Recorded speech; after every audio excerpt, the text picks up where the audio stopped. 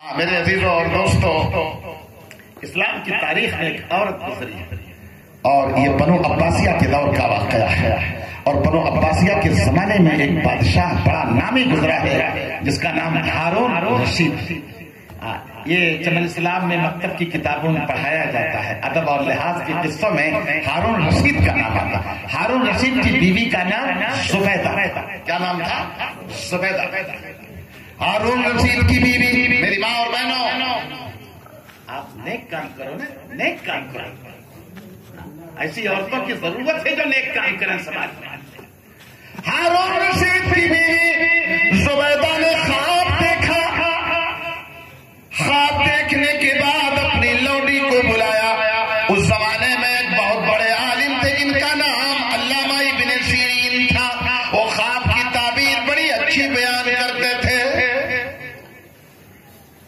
ہارون رشید کی بیوی زبیدہ نے، وہ تہجد گزار خاتون نے، خاتون اللہ والی خاتون، بڑی نیک اور صالح خاتون تھی۔ اسی خاتون نے رات میں یہ خواب دیکھا، سوئی تھی اور رات میں زبیدہ نے خواب دیکھا۔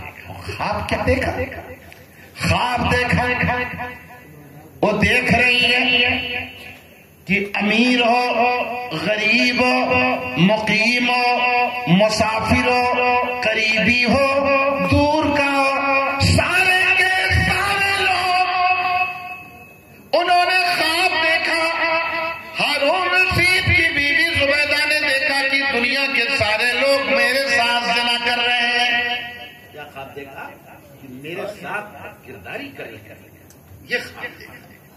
ہارون رشید کی بیوی نے جب یہ خواب دیکھا تو گھبرا گئی کہ اللہ، میں نے گناہ کیا کیا تھا کہ میں نے اتنا گندا خواب دیکھا، اتنا ناپاک خواب کہ چھوٹے بڑے امیر غریب سب میرے ساتھ بدکاری کر رہے ہیں۔ ہارون رشید کی بیوی زبیدہ نے سوچا کہ لاؤ اس کا خواب معلوم کر لیں، تعبیر معلوم کر لیں۔ انہوں نے اپنی ایک لوڈی کو بلایا، کہا چلی جاؤ علامہ ابن سیرین کے پاس۔ اس زمانے کے بہت بڑے عالم تھے جو خواب کی تعبیر بتاتے تھے، ان کا نام علامہ ابن سیرین تھا۔ ہارون رشید نے اپنی لوڈی کو بلایا اور لوڈی سے کہا تم علامہ کے پاس چلی جاؤ۔ زبیدہ نے کہا میں نے یہ خواب دیکھا ہے۔ اپنی لوڈی سے جا کے کہا کہ علامہ سے کہہ دینا میرا نام نہیں بتانا، بلکہ تم یہ کہنا کہ یہ خواب میں نے خود دیکھا ہے۔ یہ مت کہنا کہ ہارون رشید کی بیوی زبیدہ نے یہ خواب دیکھا ہے، میرا نام مت بتانا، تم یہ کہہ دینا کہ یہ خواب میں نے خود دیکھا ہے۔ لوڈی گئی، مولانا کے گھر گئی، سلام کیا۔ مولانا نے جواب دیا، پردے کے اوٹ سے خیریت ہوتی رہی۔ کہا کون ہو؟ کہا میں ہارون رشید کی بیوی زبیدہ کی خادمہ ہوں، نوکرانی ہوں۔ اور کہا کیسے آئی ہو؟ کہا مولانا میں نے رات میں یہ خواب دیکھا ہے اور دیکھنے کے بعد میں بہت گھبرا گئی ہوں، اسی کی تعبیر میں پوچھنے کے لیے آئی، آپ اسی کو بتلا دیجیے۔ کہا کیا خواب دیکھی ہو؟ کہا مولانا کہتے ہوئے شرم آ رہی ہے، زبان پر وہ باتیں نہیں لا پا رہی ہوں، کہا بیان کرو نا۔ کہا مولانا رات سوئی تھی، میں نے یہ دیکھا کہ چھوٹا بڑا امیر غریب، قریب کا دور کا سارے لوگ میرے ساتھ بدکاری کر رہے ہیں۔ میں گھبرا گئی ہوں مولانا، میں نے اتنا گندا خواب دیکھا۔ مولانا نے سنا تو کہا یہ خواب تو تمہارا نہیں لگ رہا ہے، یہ خواب تو تمہارا نہیں لگ رہا ہے۔ کہا نہیں مولانا میں نے ہی دیکھا ہے۔ کہا نہیں یہ خواب نہیں تمہارا نہیں لگ رہا۔ بس وہیں سے چل لوٹ کے گئی اور دربار میں پہنچی زبیدہ کے پاس، ہارون رشید کی بیوی کے پاس۔ کہا ہماری مالکن، مولانا نے تو انکار کر دیا، جب میں نے بیان کیا تو انہوں نے کہا تمہارا خواب نہیں ہو سکتا، یہ خواب تم نے نہیں دیکھا ہے، اور کئی بار میں نے انکار کیا لیکن ماننے کو تیار نہیں۔ کہا جاؤ اور سیدھے میرا نام بتا دینا کہ ٹھیک ہے میں نے نہیں دیکھا ہے، ہارون رشید کی بیوی زبیدہ کا یہ خواب۔ لوٹ کر کے آئی وہ، اور آنے کے بعد کہا کہ ہاں مولانا یقیناً وہ خواب میرا نہیں ہے، یہ ہارون رشید کی بیوی زبیدہ کا۔ یہ خواب ایسی عورت دیکھ سکتی ہے، یہ خواب ایسی ہی عورت دیکھ سکتی ہے. مولانا نے کہا جا کے ہارون کی بیوی زبیدہ سے کہہ دینا کہ اللہ تعالیٰ ان کے ہاتھ سے یہ کتنا بڑا کام لینے والا ہے جس کام سے امیر غریب چھوٹا بڑا مقیم مسافر اور پوری دنیا کے لوگ فائدہ اٹھائیں گے. ایک کام ہونے والا ہے اس کا فائدہ سب کو پہنچنے والا ہے. سن رہے ہو؟ خواب ایسا تھوڑا نہ ہے. آپ جو دیکھتے ہو خواب 3 طرح کے ہوتے ہیں، اللہ کی طرف سے، فرشتوں کی طرف سے، شیطان کی طرف سے. تو جو نیک لوگ ہوتے ہیں اور خواب کو نبوت کا 46واں حصہ بھی کہا گیا ہے. اب وہی نہیں ہے، اب خواب سچے باقی رہ گئے ہیں. ہارون رشید کی بیوی نے خواب جب دیکھ لیا حج کرنے کے لیے ہارون رشید نکلا، اپنی بیوی کو لے کر کے نکلا، وزیروں کو لے کر کے. حج کے دن آئے، سارے لوگ حج کرنے کے لیے گئے جیسے آج جا رہے ہیں. اس زمانے میں مکہ میں پینے کے لیے پانی نہیں تھا. ہارون رشید طواف کر رہے ہیں اور سخت گرمی میں پیاس لگتی ہے تو نوکر دوڑ دوڑ کر کے پانی دے رہے ہیں پینے کے لیے. لیکن اور جو پبلک ہے مارے پیاس کے ان کی زبان باہر نکل جا رہی ہے. طواف کرنے کے بعد ہارون رشید مقام ابراہیم پر دو رکعت نماز پڑھ کر کے دعا کر رہا ہے کہ اے اللہ میری غلطیاں معاف کر دے. یہی دعا کر رہا ہے. پیچھے سے ہارون رشید کی بیوی زبیدہ کھڑی ہو کر کے اپنے شوہر کے کندھے کو پکڑ لیا. کہا ہے میرے شوہر تم دعا نہ کرو، اللہ تمہاری دعا نہیں قبول کرے گا. کیا دعا کر رہے ہو؟ تمہاری دعا اللہ نہیں قبول کرے گا. سر اٹھائے تو دیکھا پیچھے بیوی کھڑی ہے اور بیوی کہہ رہی تمہاری دعا نہیں قبول کرے گا. دعا ختم کیا. کہا آخر بیگم ایسا کیوں کہہ رہی ہو؟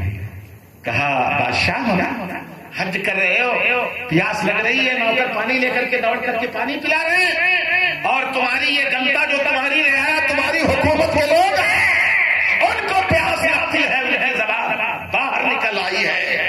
قیامت کے دن جواب کیا دو گے جب اللہ پوچھے گا کہ تم پانی پیتے تھے اور پبلک کی زبان پیاس سے نکلتی تھی؟ تمہاری دعا قبول نہیں ہوگی.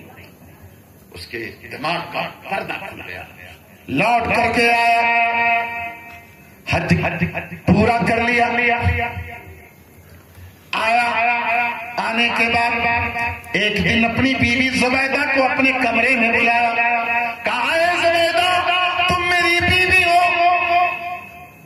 اور تم میری وفادار بیوی ہو، تم اپنے شوہر کی مدد کرو کہ تمہارے شوہر کو اللہ جنت دے دے. ایسا کرو میرے پاس حکومت کا بہت کام ہے، میں یہ کام تجھ سے کروانا چاہتا ہوں. کہا کیا؟ کہا مکہ میں پانی کی پینے کا انتظام تم کر دو. کہا یہ ذمہ داری بیوی تم لے لو اور اللہ کے ہاں پکڑنے سے مجھ کو بچا لو. اب مکہ میں کیا سوکھی پہاڑیاں ہیں. مکہ کے ان سرداروں نے نبی سے کہا تھا کہ اگر تم سچے رسول ہو تو اپنے اللہ سے کہا دو یہ پہاڑیاں اڑا دے اور یہاں نہر بن جائے، ہم لوگ خوب پانی میں موج مستی کریں. تو اللہ کے نبی نے کہا میں اس کام کے لیے نہیں آیا ہوں. زبیدہ نے ذمہ داری لے لی. لینے کے بعد انجینئروں کو بلایا. کہا جاؤ مکہ کی پہاڑیوں میں چھان ڈالو کہ پانی کہاں ملے گا. بڑے بڑے انجینئر چلے گئے، کہیں بھی پانی نہیں ملا. وادی حنین میں پہاڑی کے قریب گئے. مکہ کے قریب ایک وادی ہے جس کا نام وادی حنین ہے. وادی حنین میں انجینئر گئے. ایک پہاڑی سے ایک بوند پانی ٹپک رہا تھا کہ 10 گھنٹہ میں ایک نگری کرے. 10 گھنٹہ آئے لوٹ کر اور کہنے لگے کہ ہماری مالکن. زبیدہ سن رہی ہے، انجینئر کہہ رہے ہیں کہ ہماری مالکن پانی تو ملا ہے لیکن وہ دودھ سے بھی زیادہ قیمتی ہے، بڑی مشکل سے پانی نکلے گا. زبیدہ نے انجینئروں سے کہا کیا انجینئروں یہ اعلان کر دو کہ ہارون رشید کی بیوی زبیدہ نے کہا کہ وادی حنین میں نہر کھودنی ہے. اعلان کر دو کہ ایک پھاوڑا مارے گا تو اس کے بدلے میں ایک اشرفی دوں گی.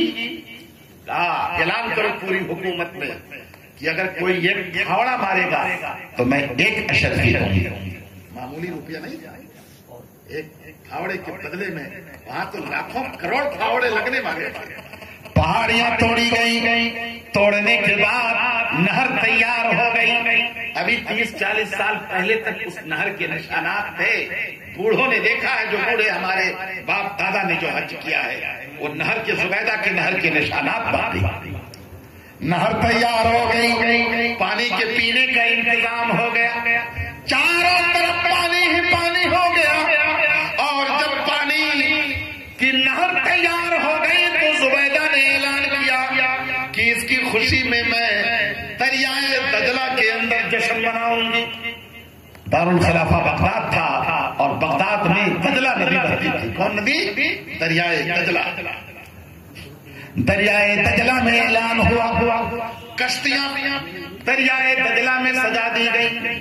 اعلان کیا کہ سارے انجینئر اپنے رجسٹر کو لے کر کے آئے اور دریائے دجلہ میں جشن منانے کے وقت انجینئروں کا حساب کیا جائے گا کہ ان لوگوں نے کتنی ایمانداری سے کام کروایا ہے. اب انجینئر بھی ڈرے ہیں کہ حساب میں کہیں غلطی نہ نکل جائے. سینکڑوں کشتیاں سجائی گئی اور چراغ اور قندیل، ہاتھ تو کمکما نے اس زمانے میں قندیل جلایا گیا. قندیل جلا دیے گئے، چراغ جلا دیے گئے، کشتیاں سینکڑوں سجا دی گئی. جس کشتی کے اوپر انجینئروں کے کام کے رجسٹر تھے، زبیدہ نے جب دیکھا کہ مقدار میں کشتی پہنچ گئی، کہا کہ رسی اور پتھر منگایا جائے. رسی اور پتھر منگایا گیا. کہا سارے رجسٹروں کو رسی اور پتھر کے ساتھ باندھ دیا جائے. میری ماں اور بہنوں، نیک خاتون کرنے کا پتھر سے سارے رجسٹروں کو باندھ دیا گیا اور باندھنے کے بعد آرڈر دے دیا گیا کہ سارے رجسٹروں کو دریائے دجلہ کے اندر گرا دیا جائے. جب گرا دیا گیا، لوگوں نے سوال کیا کہ ہماری مالکن، آپ نے تو حساب کرنے کے لیے کہا تھا یا آپ نے سارے رجسٹر کو دریا میں کیوں پھینکوا دیا؟ تو زبیدہ نے کہا کہ ترکت الحساب لیوم الحساب. کہا میں نے آج یہ حساب جو تم لوگوں سے نہیں لیا ہے، اس سے بڑا حساب اللہ مجھ سے کرنے والا ہے. اس دن کے حساب کے ڈر کی وجہ سے میں نے تم لوگوں کا حساب نہیں کیا. تو لوگوں کو فائدہ پہنچانے کے لیے زندہ رہیے. آپ اس زمین پر رہو تو سوچو سب کو فائدہ ہے. دلوں سے تنگ نظری ختم کرو، حسد ختم کر دو.